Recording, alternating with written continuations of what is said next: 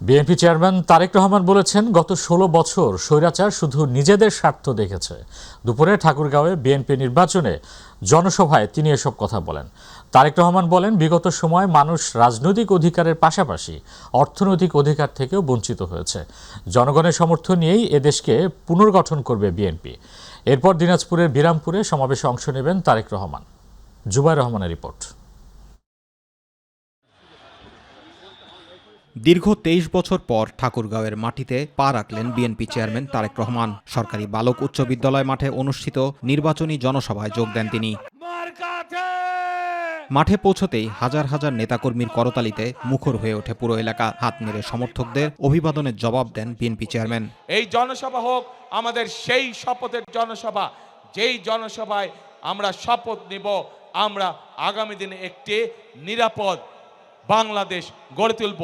তিনি বলেন, মানুষ রাজনৈতিক ও অর্থনৈতিক অধিকার থেকে বঞ্চিত হয়েছে। উত্তরাঞ্চলকে স্বনির্ভর হিসেবে গড়ে তোলার পাশাপাশি নারী ও যুবকদের অর্থনৈতিকভাবে স্বাবলম্বী করার অঙ্গীকার করেন তিনি। গত এক যুগ ধরে বাংলাদেশের মানুষ তাদের যেমন রাজনৈতিক অধিকারকে প্রয়োগ করতে পারে নাই, তারা কথা বলার স্বাধীনতা পায় নাই, ঠিক একইভাবে বাংলাদেশের মানুষ তাদের অর্থনৈতিকভাবে প্রতিষ্ঠিত হওয়ার অধিকার থেকে অনেক পিছিয়ে গিয়েছে। দেশে সঠিক পরিমাণের আমাদের তরুণদের, যুবকদের যে কর্মসংস্থানের ব্যবস্থা হওয়ার দরকার ছিল সেই ব্যবস্থা হয়নি।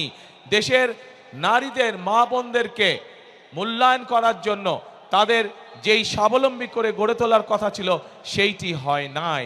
দেশের যুবকদেরকে প্রশিক্ষণের মাধ্যমে দক্ষ শ্রমিক হিসেবে গড়ে তোলার করা উচিত ছিল, সেই কাজটি হয় নাই। দেশের কৃষকদের অর্থনৈতিক মেরুদণ্ড সহযোগিতা করার জন্য, অর্থনৈতিকভাবে সহযোগিতা করার জন্য যেই সহযোগিতা করা উচিত ছিল সেই কাজটিও করে নাই বিগত স্বৈরাচার সরকার। প্রিয় ভাই বোনেরা, আজ সময় এসেছে আমরা ১২ তারিখের নির্বাচনে যেমন জনগণের প্রতিনিধিকে নির্বাচিত করব, একইভাবে আমরা দেশ পুনর্গঠনের কাজে হাত দিব। এর আগে সৈয়দপুর বিমানবন্দরে পৌঁছে হেলিকপ্টারে ঠাকুরগাঁও আসেন তারেক রহমান। হারিয়ে যাওয়া যে অধিকার, সেই অধিকার। Zubair Rahman, My TV news. এই মুহূর্তে বিরামপুরে আছেন আমাদের প্রতিনিধি মাহমুদুল হাসান। আমরা সরাসরি যুক্ত হচ্ছি তার সাথে। মাহমুদুল, রাজধানীর বাইরে শেষ মুহূর্তে প্রচারণায় ব্যস্ত সময় পার করছেন তারেক রহমান।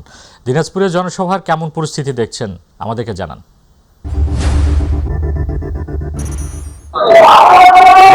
আসলে 3 জেলায় সফরে আসছেন বিএনপি চেয়ারম্যান তারেক রহমান। তিনি কিন্তু ইতিমধ্যে আপনি জানেন যে আসলে সকালে ঠাকুরগাঁওয়ের পরে নীলফামারীতে এখন কিন্তু হেলিকপ্টার যোগে এখনো কিন্তু আসলে হেলিকপ্টার ওপরে রয়েছে। এরপরে কিন্তু দিনাজপুরে যে বিরামপুর রয়েছে সেখানে কিন্তু তিনি এই জনসভা স্থলে কিন্তু তিনি ইতিমধ্যেই হেলিকপ্টার যোগে কিন্তু আসলে জনসভা স্থলে কিন্তু তিনি পৌঁছেছেন। কিছুক্ষণ পরে কিন্তু আসলে তিনি হেলিকপ্টার যোগে তিনি কিন্তু এই মাঠ অবতরণ করবেন। এরপরে যে জনসভা তিনি করবেন। তবে ইতিমধ্যে কিন্তু দিনাজপুর যে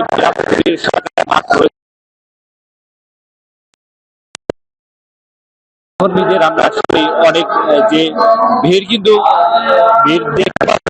আপনাকে জানিয়ে রাখি যে আসলে এই যে বিএনপি চেয়ারম্যান তারেক রহমান তিনি কিন্তু আসলে এই দিনাজপুর সহ বিশেষ করে ঠাকুরগাঁও, নীলফামারী এবং এই যে সর্বশেষ আজকে যে 3টি জেলার আজকে শেষ যে নির্বাচনী প্রচারণা সেটি কিন্তু আজকে দিনাজপুরের বিরামপুরে তিনি এই নির্বাচনের প্রচারণার মধ্য দিয়ে যে আসলে উত্তরবঙ্গের যে নির্বাচনী প্রচারণা সেটি কিন্তু শেষ করবেন। তবে জানিয়ে রাখি যে আসলে ঠাকুরগাঁও এবং নীলফামারীতে সেখানে আসলে তিনি তারেক রহমান তিনি যে কথাগুলো বলছিলেন সেখানে কিন্তু তিনি বলছিলেন যে আসলে উত্তরাঞ্চলের মানুষ নানাভাবে বঞ্চিত ছিল উন্নয়ন থেকে। বিএনপি যদি রাষ্ট্র ক্ষমতায় আসে তাহলে কিন্তু আগামীতে এই অঞ্চলের মানুষের জন্য বিএনপি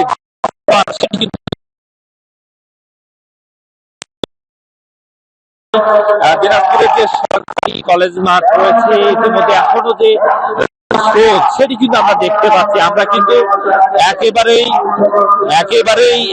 আমরা দেখতে পাচ্ছি যে আসলে এখনো খন্ড খন্ড মিছিল আকারে সরকারি কলেজ মাঠে কিন্তু নেতাকর্মীরা আসছেন।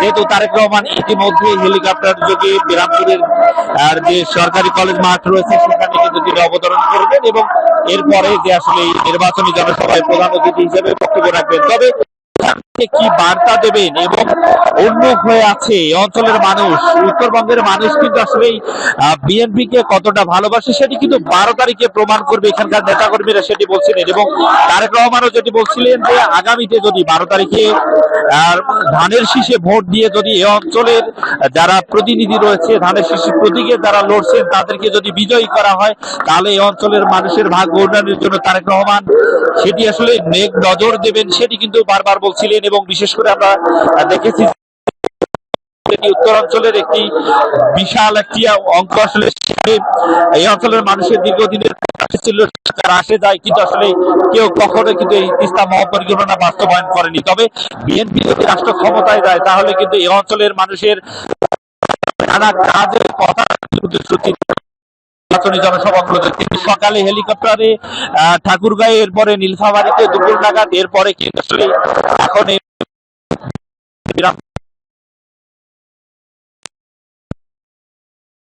যে মনোনীত প্রার্থী রয়েছেন বেগম জিয়ার যে ব্যক্তিগত চিকিৎসক ছিলেন, এসআই কমিটির সদস্য ডাক্তার AZM জাহিদ হোসেন, তিনি কিন্তু এই দিনাজপুর 6 আসন থেকে বিএনপির প্রার্থী হিসাবে তিনি লড়ছে। এবং আপনাকে জানিয়ে রাখি মহসিন যে আসলে এই উত্তরাঞ্চলের মানুষ কিন্তু মুখিয়ে রয়েছে যে আগামী 12 তারিখ যদি আসলে বিএনপি বিশেষ করে সর্বসংখ্যক আসন দিয়ে যদি রাষ্ট্র ক্ষমতায় যায়, এই অঞ্চলের মানুষের ভাগ্য উন্নয়নে নানাভাবে বঞ্চিত ছিল এই অঞ্চলের মানুষ। হয়তো এই যে তারেক রহমান যে প্রতিশ্রুতিগুলো দিলেন, তিনি কিন্তু বাংলাদেশের প্রত্যাবর্তনের পরে তিনি কিন্তু যেটা বলেছিলেন আই হ্যাভ এ প্ল্যান, সেই প্ল্যানের অংশ হিসাবে কিন্তু তিনি এই রংপুর অঞ্চল থেকে কাজ করতে চান, সেটি কিন্তু বলছিলেন। এখনো কিন্তু আসলে আমরা দেখছি যে এই সমুদ্রে পরিণত হচ্ছে। সকালে যেমন ঠাকুরগাঁয়ে, এরপরে দুপুরে নীলফামারীতে, এখন বিরামপুরে আমরা দেখছি যে পুরুষের সাথে সাথে কিন্তু আসলে নারীরাও তারা এবং সব মিলে যদি বলি যে আসলে উৎসবমুখর পরিবেশেই এই যে বিএনপির চেয়ারম্যান তিনি কিন্তু আসলে উত্তরাঞ্চলের 3টি জেলায় সফর করলেন এবং 3টি জেলায় যে বার্তা দিয়ে আসলে দিতে চান এবং আগামীতে বিএনপি যদি রাষ্ট্র ক্ষমতায় যায় এই অঞ্চলের মানুষের বঞ্চিত ছিল উন্নয়ন থেকে, নানাভাবে বৈষম্যের শিকার ছিল, সেই বৈষম্যহীন একটি বাংলাদেশ গড়া হবে। এবং তিনি যেটি বলছেন উত্তরাঞ্চলের মানুষের ভাগ্য উন্নয়নে এবং এই অঞ্চলের মানুষরা যাতে তাদের যে কর্ম সেটি যেন ফিরে পায় এবং বেকারত্ব ঘোচানোর জন্য নানা প্রতিশ্রুতি কিন্তু আমরা শুনেছি যে আসলে তিনি কিন্তু এই জনসভাগুলোতে বলছেন। তবে এই দিনাজপুরের বিরামপুরে কি ধরনের বার্তা দেন এই অঞ্চলের মানুষের জন্য সেটি কিন্তু আসলে আমরা জনসভায় তারেক রহমানের বক্তব্য শেষে আপনাদের জানাতে পারবো। এই ছিল দিনাজপুরের বিরামপুর থেকে তারেক রহমানের জনসভা এবং নির্বাচনী প্রচারণা নিয়ে সর্বশেষ পরিস্থিতি।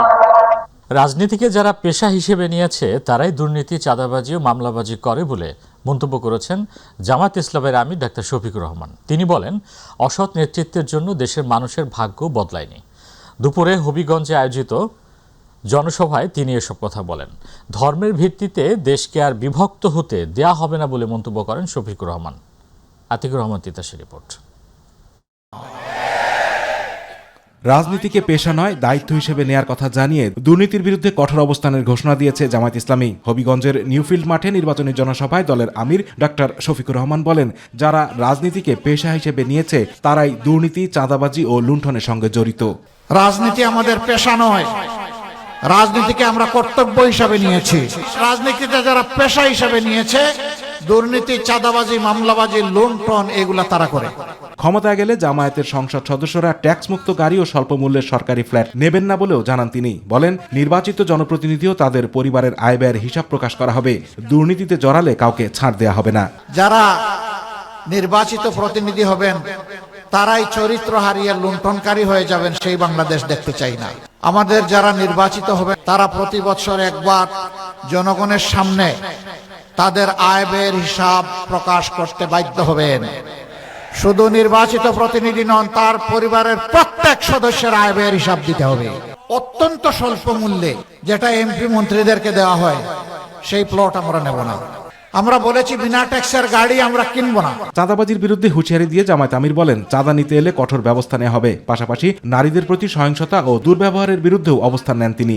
দুর্নীতি আমাদের সমাজকে আগাগোড়া একবারে ছেয়ে ফেলেছে।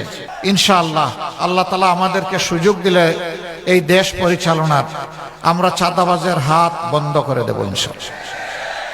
আর চাঁদাবাজি করার দুঃসাহস কেউ দেখাবে না। ব্যবসায়ীর রাতের ঘুম হারাম হবে না। ফুটপাতের সাধারণ হকারকে চোখের পানি ফেলতে হবে না। এখনো মায়েরা ঘরের মধ্যে নিরাপদ নন, ঘর থেকে বের হলে চলাচলে নিরাপদ নন, কর্মস্থলে নিরাপদ নন। চা শ্রমিকদের জীবনমান উন্নয়ন, শিক্ষা ও স্বাস্থ্যসেবার নিশ্চয়তা এবং চা বাগানের আধুনিকায়নের প্রতিশ্রুতিও দেন জামায়াত ইসলামের আমির ডাক্তার শফিকুর রহমান। চা বাগানের আমার শ্রমিক ভাই বোনেরা যারা আছে, যারা অত্যন্ত মানবতার জীবনযাপন করে, সন্তানেরা তাকে শিক্ষা এবং স্বাস্থ্যের সেবা থেকে বঞ্চিত, যুগ যুগ ধরে একই পেশায় পড়ে আছে হাড্ডিসার মানুষগুলো, আমরা চা বাগানেরও আধুনিকায়ন করব, প্রযুক্তি সমৃদ্ধ করব, সেই মানুষগুলোরও জীবন মানে পরিবর্তন আনবো ইনশাআল্লাহ। আতিকুর রহমান তিতাস, মাই টিভি।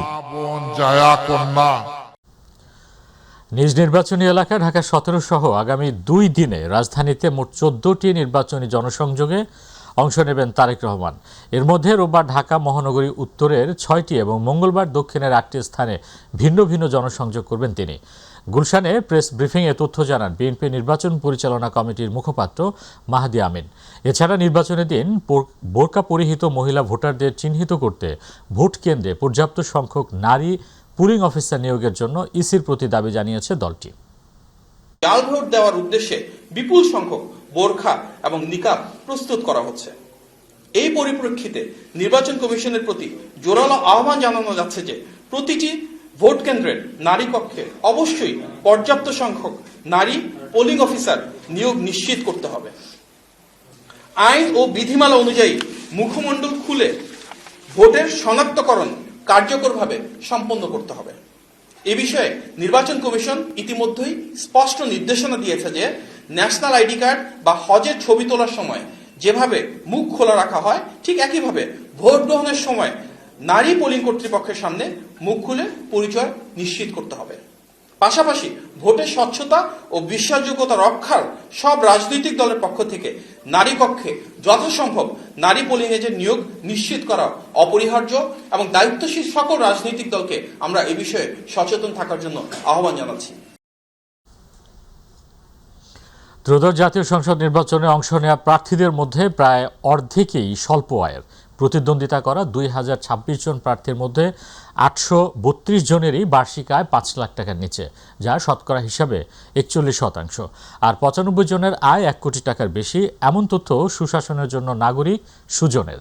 সকালে রাজধানীর জাতীয় প্রেস ক্লাবে নির্বাচনে প্রতিদ্বন্দ্বিতাকারী প্রার্থীদের তথ্য উপস্থাপন শীর্ষক এক সংবাদ সম্মেলনে এ তথ্য জানানো হয়। বিস্তারিত শবনম অবুরি রিপোর্টে। কোন কোন বিষয়গুলোকে গুরুত্ব ত্রয়োদশ জাতীয় সংসদ নির্বাচনে অংশ নেয়া প্রার্থীদের প্রায় অর্ধেকই স্বল্প আয়ের। সুশাসনের জন্য নাগরিক সুজনের তথ্যে উঠে এসেছে 2026 জন প্রার্থীর মধ্যে 832 জনের বার্ষিক আয় 5 লাখ টাকার নিচে, যা শতকরা 41%। সকালে জাতীয় প্রেস ক্লাবে এক সংবাদ সম্মেলনে এসব তথ্য তুলে ধরে সুজন।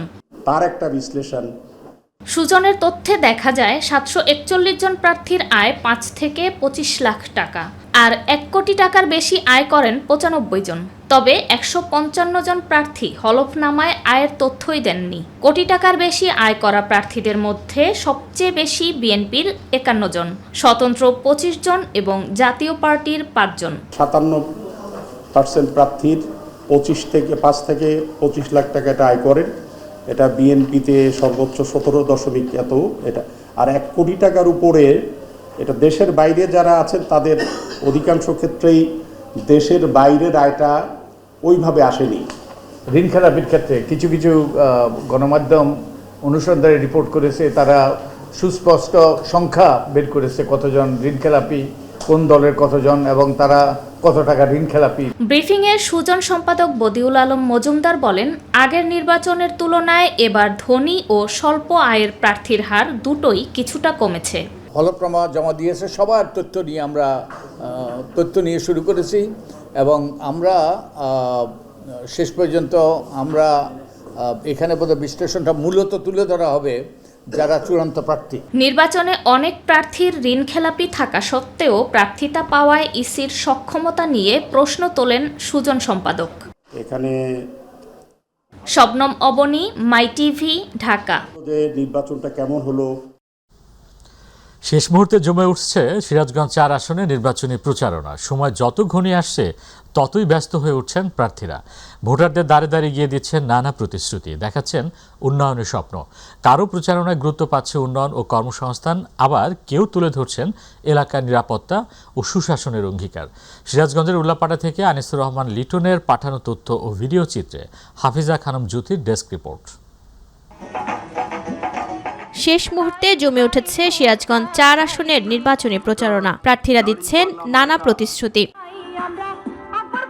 ভোটারদের মাঝেও দেখা যাচ্ছে আগ্রহ ও কৌতূহল। কে হবেন তাদের পছন্দের প্রতিনিধি, সিদ্ধান্ত নিতে শেষ মুহূর্তের প্রচারণা গভীরভাবে পর্যবেক্ষণ করছেন তারা। যারা মানে উন্নয়ন করবে এবং যাতে এই উল্লাপাড়া যাতে মারামারি কাটাকাটি না হয়, এইরকম একটা ব্যক্তি চাই।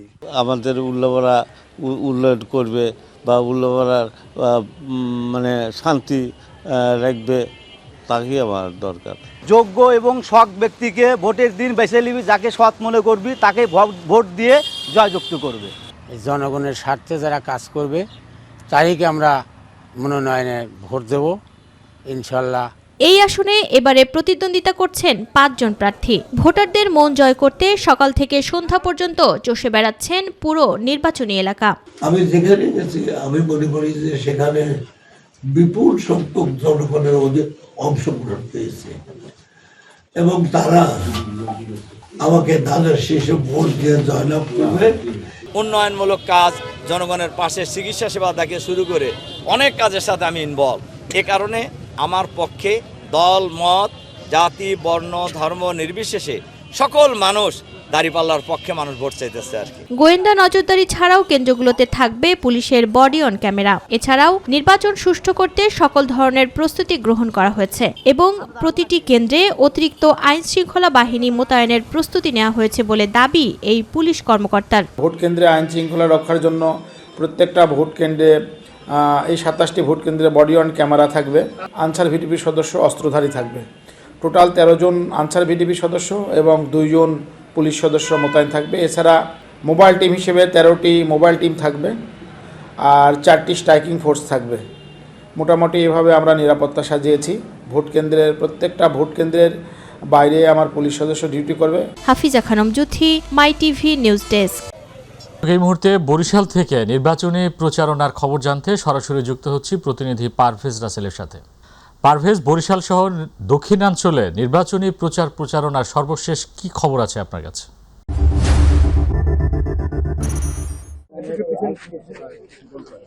মহসিন, যেমনটা জানাতে চাই, জানেন যে আর মাত্র কয়েকটা দিন বাকি রয়েছে ত্রয়োদশ জাতীয় সংসদ নির্বাচন অনুষ্ঠিত হওয়ার জন্য। আমি এই মুহূর্তে রয়েছি বরিশাল সংসদীয় 6 আসনের 6 নং যে আসন রয়েছে বাকেরগঞ্জ। এই একটি আসন শুধু বাকেরগঞ্জ নিয়ে গঠিত। নানাবিধ কারণে বিশেষ করে এই আসনটি খুবই গুরুত্বপূর্ণ, কারণ এই আসনটিতে কিন্তু একটা নদী বিচ্ছিন্ন একটি এলাকা, বরিশাল থেকে অনেকটা দুর্গম এলাকা এবং জনগণ এর আগেও কিন্তু এই আসনে একাধিকবার জাতীয় পার্টি হয়েছিল নির্বাচিত, তারা অনেকটা উন্নয়ন থেকে বঞ্চিত ছিল। এই অঞ্চলে মানুষের দাবি হচ্ছে উন্নয়ন বঞ্চিত ছিল, নদী বিধৌত, যোগাযোগ ব্যবস্থা খারাপ, তারপর সব থেকে বড় সমস্যা হচ্ছে মাদক এবং বেকারত্ব। সব মিলিয়ে এবার মানুষ একটা বেঁধেছে, যারা কাজ করবে, উন্নয়ন করবে, তাদেরকে ভোট দিবে। তো আমি এই মুহূর্তে রয়েছি দাঁড়িয়াল ইউনিয়নে। গণসংযোগ চলা অবস্থায় একজন নেতা রয়েছেন এখানে, তিনি বিগত দিনে জাতীয় পার্টির সাথে সম্পৃক্ত ছিলেন, অ্যাডভোকেট বশির আহমেদ সবুজ। তিনি আজ প্রায় 1000 খানিক নেতাকর্মী নিয়ে তিনি যোগদান করবেন বিএনপিতে। তিনি বিশ্বাস করেন যে বিএনপির হাতকে শক্তিশালী করার লক্ষ্যে তিনি আসলে এই যোগদান, এবং তিনি এই আসনে যিনি বিএনপির মনোনীত প্রার্থী রয়েছেন আবুল হোসেন ধানের শীষ প্রতীকের, তার গণসংযোগ করবেন, তাকে বিজয়ী করবেন। একটু কথা বলে জানতে চাই যে আপনি তো এই এলাকায় দীর্ঘদিন রাজনীতি করছেন, জড়িত রয়েছেন গণমানুষের সাথে, এই এলাকার আসলে প্রধান সমস্যা কি এবং কেন আপনি জাতীয় পার্টি থেকে আসলে বিএনপিতে যোগদান করতে চাচ্ছেন? আসলে এই এলাকার প্রধান সমস্যা হলো যোগাযোগ ব্যবস্থা। আমাদের এখানে দীর্ঘদিন জাতীয় পার্টির সংসদ সদস্য রুহুল আমিন হাওলাদার এবং তার স্ত্রী রত্নামিন এখানে ছিলেন। যদিও সরকারে না থাকার কারণে যে পরিমাণ উন্নয়নমূলক কর্ম দরকার ছিল সেইটা করতে পারে না, কারণ রাষ্ট্রীয় ক্ষমতায় আওয়ামী লীগ ছিল। আওয়ামী লীগ থাকার কারণে এখানে জাতীয় পার্টির এমপি থাকার কারণে সেই পরিমাণ কাজ আসলে মানুষের যে চাহিদা অনুযায়ী কাজ করতে পারে নাই। কাজেই একটি দেশের উন্নয়ন করতে হলে আসলে সরকারি দলীয় সংসদ সদস্য ছাড়া উন্নয়ন করা সম্ভব হয় না। কাজে এখানে আমাদের বর্তমান যে প্রার্থী আছেন আবুল হোসেন খান, উনি অত্যন্ত জনপ্রিয় একজন মানুষ এবং এখন যে নির্বাচন হচ্ছে এখানে জাতীয় পার্টির কোনো প্রার্থী নেই, কারণ জাতীয় পার্টির অবস্থা এই অঞ্চলে অত্যন্ত খারাপ এবং এখানে যিনি প্রার্থী ছিলেন বিগত দিনে রুহুল আমিন হলদার বা রক্তামিন, তারা এবার সংসদ নির্বাচনে অংশগ্রহণ করেননি। কাজেই দেশের স্বার্থের কথা চিন্তা করতে গেলে, এলাকার উন্নয়নের কথা চিন্তা করতে গেলে একটি সরকারের সাথে সম্পৃক্ততা না থাকলে দেশের উন্নয়ন কখনো সম্ভব নয়। ওকে, ধন্যবাদ। যেমনটা জানাতে ছিলেন তিনি আমাদের, আপনি যেমনটা শুনছিলেন, তো সব মিলিয়ে সাধারণ মানুষ এক হয়েছে। তারা আর বিশ্বাস করে আর প্রতিশ্রুতি নয়, যারা দৃশ্যমান উন্নয়ন করবে এমন ব্যক্তিকেই তারা নির্বাচিত করবে। তো আপাতত রয়েছে বরিশালের বাকেরগঞ্জ থেকে আমার কাছে নির্বাচনী প্রচারণার যতটুকু তথ্য ছিল। মহসিন, 12 ফেব্রুয়ারি ত্রয়োদশ জাতীয় সংসদ নির্বাচন। উত্তরাঞ্চলের জেলা দিনাজপুরে জমে উঠেছে নির্বাচনী লড়াই। দিনাজপুর সদর 3 আসনের হালচাল জানাচ্ছেন প্রতিনিধি মুকুল চট্টোপাধ্যায়, রিপোর্টে তামান্না সাদিকা। দিনাজপুরে এখন নির্বাচনী উত্তাপ। চায়ের দোকান থেকে পাড়া মহল্লা সবখানেই আলোচনার কেন্দ্রে ভোট। জেলার 6টি আসনে 37 জন প্রার্থী প্রতিদ্বন্দ্বিতা করলেও সদর 3 আসন ঘিরেই বাড়তি কৌতূহল। এই আসনে বিএনপি মনোনীত প্রার্থী ও সাবেক মেয়র সৈয়দ জাহাঙ্গীর আলম পৌর এলাকায় শক্ত অবস্থানে থাকলেও ইউনিয়ন পর্যায়ে চ্যালেঞ্জ ছুড়েছেন জামায়াতে ইসলামীর প্রার্থী মোহাম্মদ মাইনুল আলম। ধানের শীষ আর দাঁড়িপাল্লার এই লড়াইয়ে তৃতীয় শক্তি হিসেবে আলোচনায় জাতীয় পার্টির আহমেদ শফি রুবেল। বেগম খালেদা জিয়ার বিকল্প প্রার্থী হিসেবে আমাকে দল মনোনয়ন দিয়েছে। বেগম খালেদা জিয়াকে মনে করি এই মাঠ অনেক উর্বর। মেডিকেল কলেজকে উন্নত করা হবে, আমাদের দিনাজপুরের আমাদের যে টেক্সটাইল মিলটি আছে সেটিকে আরো উন্নত করা হবে। সাধারণ জনগণ আমাকে সমর্থন দিচ্ছে এবং তারা উৎসাহিত করতেছে এবং আমাকে তারা লাঙ্গলে ভোট দিবে এবং আমাকে তারা বিজয় করবে। প্রার্থীদের প্রতিশ্রুতিতে রয়েছে সিটি কর্পোরেশন বাস্তবায়ন, বেকারত্ব দূরীকরণ ও নারীদের কর্মসংস্থান। তবে ভোটাররা বলছেন দলের চেয়ে যোগ্য ও সৎ প্রার্থী তাদের প্রথম পছন্দ। আমাদের আপদ বিপদে থাকবে, ডাকলে তাকে পাবো, তার কাছে আমরা যাইতে পারবো। সাধারণ জনগণ তাকে আমরা মনে মনে বাছে নিয়েছি। স্কুল কলেজ বা রাস্তাঘাট যারা কাজ করবে তাদেরকে আমাদের দরকার। রাস্তাঘাট সব কিছু ভালো করবে, শিক্ষা ব্যবস্থা ভালো করবে, এরকম আমরা একটা প্রার্থী চাই। সব মিলিয়ে দিনাজপুর সদর 3 এখন নির্বাচনী বাতাসে উদ্বেলিত। শেষ পর্যন্ত কাকে বেছে নেবেন ভোটাররা তার ফয়সালা হবে আগামী 12 ফেব্রুয়ারি। তামান্না সাদিকা, মাই টিভি। দর্শক, এবার সিরাজগঞ্জ থেকে নির্বাচনী প্রচারণার খবর জানাচ্ছেন প্রতিনিধি জাকারিয়া মাহমুদ।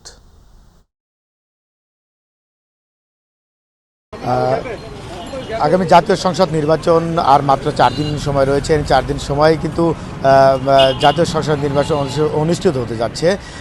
তারই ধারাবাহিকতায় আমি সিরাজগঞ্জ 6 শাহজাদপুর যে আসন, এই আসনের প্রার্থীরা কিন্তু নির্বাচনী প্রচারণায় কিন্তু ব্যস্ত রয়েছে এবং ব্যস্ত সময় পার করছেন। আমি একটু যদি দেখাতে চাই, এই উপজেলার প্রায় 11 জন প্রার্থী কিন্তু এখানে প্রতিদ্বন্দ্বিতা করছেন এবং যে প্রার্থীরা প্রত্যেকে তাদের নিজস্বভাবে তারা কিন্তু তাদের যে প্রচারণা সেটি কিন্তু চালিয়ে যাচ্ছেন।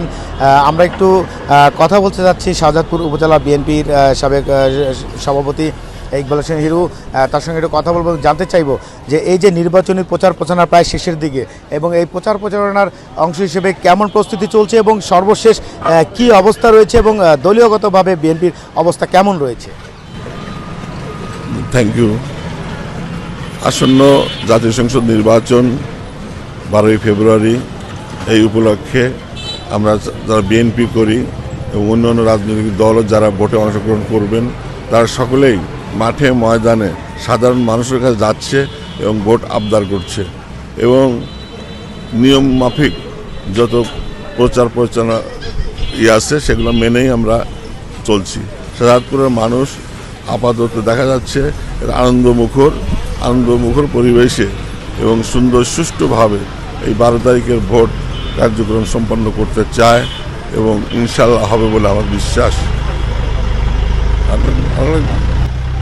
আসলে নির্বাচনী যে প্রচারণা সেটি কিন্তু তারা যেমনটি চালিয়ে যাচ্ছেন এবং সেই সঙ্গে নির্বাচনের যে সর্বশেষ পরিস্থিতির রয়েছেন সেটি নির্বাচনী প্রচারণার অংশ আর কয়েকদিন বাকি রয়েছেন এবং এই উপজেলায় কিন্তু প্রায় 11 জন প্রার্থী প্রতিদ্বন্দ্বিতা করছেন। তার মধ্যে রয়েছেন জামাত 11 দলীয় সমর্থিত এনসিপি এবং বিএনপির মধ্যে কিন্তু একটি লড়াই কিন্তু আমরা চলমান রয়েছে এবং তাদের মধ্যে কিন্তু একটি ভোট যুদ্ধ শুরু হয়ে গিয়েছে।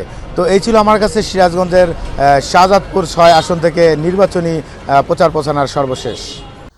জাকারিয়া মাহমুদ, আপনাকে ধন্যবাদ। আর দর্শক, এবার মাগুরা থেকে নির্বাচনী প্রচারণার খবর জানাচ্ছেন প্রতিনিধি আশরাফুল সাগর। দাঁড়িয়ে আছি আমি এই মুহূর্তে মোহাম্মদপুর উপজেলা পরিষদের সামনে। আমি আজকে মাগুরা 2 আসনে যিনি জামায়াতের প্রার্থী এমপি বাকের তার নির্বাচনী গণসংযোগে যে প্রচারণা মিছিল হচ্ছিল সেখানে দাঁড়িয়ে আছি এবং আজকে আমরা যিনি প্রার্থী এমপি বাকের তার সাথে কথা বলবো যে তারা কিভাবে তাদের নির্বাচনী প্রচারণার কার্যক্রম পরিচালিত করছে এবং সামনে তাদের ইশতেহারগুলো কি কি। তারা যদি জিতে তাহলে তারা ভবিষ্যৎ প্রজন্মের জন্য এবং তরুণ প্রজন্ম যারা বিশেষ করে তাদের জন্য তারা কি করবেন এবং এলাকাবাসীর জন্য তারা উন্নয়নমূলক কার্যক্রম কি করবেন। আজকে প্রার্থী যে জামায়াতের প্রার্থী আমি যদি 12 তারিখের যে নির্বাচন, এই নির্বাচনে যদি আল্লাহ আমাকে এমপি হিসেবে কবুল করেন, আমরা যে ইশতেহারগুলো দিয়েছি 41 দফা কাজ আমরা প্ল্যান করেছি, তো তার ভিতরে অগ্রাধিকার দেব যুবকদের কর্মসংস্থান আমরা ব্যবস্থা করব, যে প্রতিটি যুবকের হাতে আমরা কর্মের ব্যবস্থা আমরা করে দেবো। সেই আলোকে এই যুবকদেরকে দক্ষ করে আমরা গড়ে তুলব। একটা কারিগরি দক্ষতা, ভাষার ভিত্তিক দক্ষতা আমরা প্রতিটি শিক্ষা প্রতিষ্ঠানে জার্মানি, ফ্রান্স, ইংরেজি, আরবি সহ আমরা ভাষার কোর্সগুলো আমরা চালু করে আমাদের এই দক্ষতা অর্জন করব এবং প্রবাসে বিদেশে আমরা আমাদের এই জনশক্তিগুলো রপ্তানি করব এবং তাদেরকে আমরা লোন দিয়ে, মানে বিনা সুদের লোন দিয়ে আমরা তাদেরকে পাঠাবো এবং তার আয় করে আমাদের এই দেনা তারা পরিশোধ করবে। আশরাফুল, আপনাকে ধন্যবাদ। অর্থনীতির বর্তমান ভঙ্গুরতার জন্য অন্তর্বর্তী সরকার দায়ী নয়, বরং সরকারের নেওয়া সংস্কারমূলক পদক্ষেপেই বৈদেশিক মুদ্রা রিজার্ভ এসেছে স্থিতিশীলতা, এমন মন্তব্য করেছেন সেন্টার ফর পলিসি ডায়ালগের গবেষণা পরিচালক খন্দকার গোলাম মোয়াজ্জেম। সকালে রাজধানীর ব্র্যাক সেন্টারে আয়োজিত এক সংবাদ সম্মেলনে উঠে আসে এসব তথ্য। নির্বাচনের আগে রাজনৈতিক দলগুলোর ইশতেহার বিশ্লেষণ করে উদ্বেগ প্রকাশ করে সিপিডি। জাহিদ আহমেদ বাবু রিপোর্ট। আর মাত্র কয়েকদিন পরেই অনুষ্ঠিত হতে যাচ্ছে বহুল প্রতীক্ষিত ত্রয়োদশ আসন্ন জাতীয় সংসদ নির্বাচন। আর এরই মধ্যে নির্বাচনী ইশতেহার প্রকাশ করেছে দলের সব রাজনৈতিক দল। আর তাই রাজধানীর ব্র্যাক সেন্টারে আয়োজিত এক প্রেস ব্রিফিংয়ে নির্বাচনের আগে রাজনৈতিক দলগুলোর ইশতেহার বিশ্লেষণ করে উদ্বেগ প্রকাশ করে সিপিডি। সেদিকে আমরা যদি দেখি, সংস্থাটি বলছে অধিকাংশ দলের ইশতেহারে সবুজ প্রকৃতি রক্ষা ও পরিবেশ বান্ধব উন্নয়ন যথাযথভাবে গুরুত্ব পায়নি। কিন্তু আমরা যে সবুজ পৃথিবীর যে ধারণাটি চাই, সেই ধারণাটি কিন্তু কোনো ইশতেহারেই পূর্ণভাবে প্রকাশিত হয়নি। এবারের নির্বাচন দ্বিদলীয় হয়ে উঠেছে। এতে বহুদলীয় ও ভারসাম্যপূর্ণ নির্বাচন ব্যাহত হওয়ার আশঙ্কা রয়েছে বলে মনে করেন সেন্টার ফর পলিসি ডায়ালগের গবেষণা পরিচালক। এইবারের নির্বাচনে অংশগ্রহণকারী দলগুলোর অন্তত ম্যানিফেস্টোর ব্যাপারে তাদের বেটার কমিটমেন্ট রয়েছে, এটা আমার কাছে মনে হয়। কে ক্ষমতায় যাবেন সেটি জানি না, কিন্তু একটা বৃহদাংশের ভোটারকে তার চাহিদা মতো তাকে ভোট করতে দেওয়ার সুযোগ দেওয়া হচ্ছে না। সুতরাং আমাদের কাছে এই জায়গাটি মনে হয় যে একটা বড় অংশের ভোটার এবার আসলে তাদের ভোট দেবার ক্ষেত্রে তাদের যে প্রার্থী চয়েস করার সুযোগ, সেটা কিছুটা হলেও তারা ক্ষুণ্ণ হবে সেই জায়গাটিতে। ইশতেহারগুলোতে বাস্তবায়নের অর্থ কোথা থেকে আসবে সে বিষয়ে স্পষ্ট আর্থিক কাঠামো নেই বলেও জানান খন্দকার গোলাম মোয়াজ্জেম। অর্থাৎ সকলে অনেক বড় বড় প্রত্যাশা ঘোষণা করেছেন, কিন্তু কোন জায়গা থেকে এই অর্থায়নটি হবে এবং যে ধরনের অর্থায়ন দুর্বলতায় এই সরকার রেখে যাচ্ছেন অন্তর্বর্তী সরকার, তাতে করে এই নতুন অর্থায়ন কোথা থেকে হবে, এটি কিন্তু একটা বড় চ্যালেঞ্জ। শুধু একটাই ভালো দিক আমরা দেখতে পাচ্ছি, কেউ আর মেগা প্রকল্পের ঘোষণা দেন নাই অতটা। এমপি কেন্দ্রিক উন্নয়ন নয়, শক্তিশালী স্থানীয় সরকার ছাড়া টেকসই উন্নয়ন সম্ভব নয়। তাই স্থানীয় সমস্যা স্থানীয়ভাবেই সমাধান হওয়া প্রয়োজন বলেও মনে করেন বক্তারা। এমপি কি করবে? এমপি আসলে যেহেতু ভোটাররাও তাকে সফট পাওয়ার হিসেবে চায়, এমপি আসলে সে পার্লামেন্টের থেকে পলিসি ফর্মুলেশনের কাজ করবে। এখানে একটা গুরুত্বপূর্ণ ভূমিকা হতে পারে পার্লামেন্টারি ককাস, এবং তার প্রয়োজনে নিজের সাব ককাসও করা যেতে পারে। এনভায়রনমেন্ট একটা ককাস করে তার আন্ডারে আমাদের যে 6টা 7টা ভালনারেবল জায়গা এলাকা আছে, সেটা 6টা 7টা সাব ককাস করে এমপি সেখানে ভূমিকা পালন করবে যে সেখানে কি ধরনের পলিসি নেওয়া যেতে পারে। জাহিদ আহমেদ বাবু, মাই টিভি, ঢাকা। তাদের আর্থসামাজিক দর্শক, ত্রয়োদশ জাতীয় সংসদ নির্বাচন নিয়ে সাধারণ মানুষের ভাবনা কেমন সে বিষয়ে জানাতে আমাদের সঙ্গে যুক্ত হচ্ছেন সহকর্মী সাদিয়া মৌ।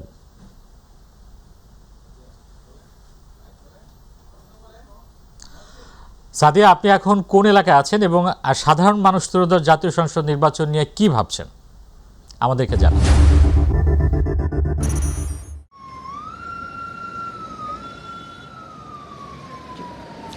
ধন্যবাদ মহসিন। আপনি যেমনটি জানতে চাচ্ছিলেন জনগণের নির্বাচনী ভাবনা, এবং জানিয়ে রাখা ভালো আমরা বর্তমানে আছি ঢাকা 5 আসনের ডেমরা স্টাফ কোয়ার্টার এলাকায়, এবং আমরা চলে যাব জনতার কাছে এই নির্বাচনী নিয়ে তাদের ভাবনাটা কি জানার চেষ্টা করব।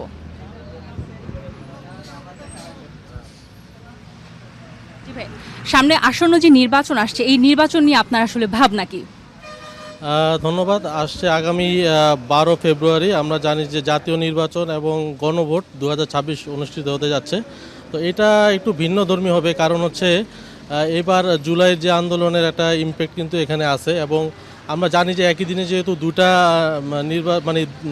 মানুষ দুটো ব্যালট পেপারের মাধ্যমে একজন জাতীয় সংসদ নির্বাচন প্রতিনিধি সংসদ সদস্য নির্বাচিত করবে, পাশাপাশি এই যে একটা সংস্কার, এই সংস্কারের পক্ষে হ্যাঁ বা না ভোট দেবে। তো এই জন্য একটা মানুষের ভিতরে একটা নতুন একটা উৎসাহ উদ্দীপনা কাজ করতেছে, এবং একটা সবাই আসলে অনেক এক্সাইটেড যে এরকম একটা দুটো ব্যালটের মাধ্যমে তারা এদেশের একটা ভাগ্য নির্ধারণ করবে। এই জন্য একটা অন্যরকম এই ত্রয়োদশ সংসদ নির্বাচনটা এবং গণভোটটা একটা অন্যরকম একটা ইমেজ বা উৎস উদ্দীপনার মাধ্যমে মানুষ কিন্তু ভালো কিছু একটা হতে যাচ্ছে। জি, ধন্যবাদ আপনাকে। আমরা আবারও জানার চেষ্টা করব অন্য একজনের কাছে। আমরা চলে যাচ্ছি যে বর্তমানে আসন্ন যে নির্বাচন, ওই নির্বাচন নিয়ে তার আসলে ভাবনাটা কি।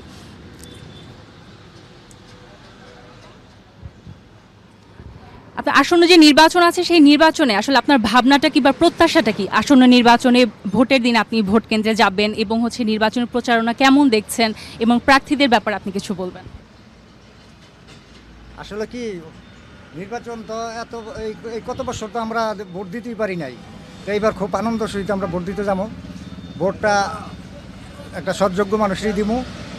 তারপর মনে করেন দেশ পরিচালনার ব্যাপারটা আমরা আশা করি যে এরা দেশ খুব শান্তি মতনই চালাইবো, এরকম আমাদের প্রত্যাশা। জি, অনেক ধন্যবাদ। জি,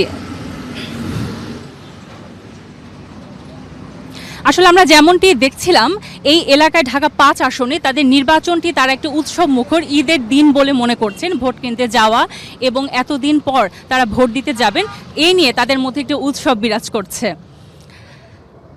জি মহসিন, এই ছিল ঢাকা 5 আসনে জনতার ভাবনা নির্বাচন নিয়ে আমার কাছে সর্বশেষ তথ্য। ফিরছি স্টুডিওতে। জিয়াউর রহমানের জন্মবার্ষিকী উপলক্ষে ভাসানটেক বিআরপি মাঠে ফ্রি মেডিকেল ক্যাম্পের আয়োজন করে বিএনপি। দুপুরে মেডিকেল ক্যাম্প পরিদর্শন করেন জিয়াউর রহমানের ফাউন্ডেশনের vice chairman doctor Zubaida Rahman. এ সময় ভাসানটেক বস্তির আগুনে ক্ষতিগ্রস্ত 6 পরিবারকে সহায়তা দেওয়া হয়। পরিবারগুলোর সাথে কথাও বলেন ডাক্তার জুবাইদা রহমান।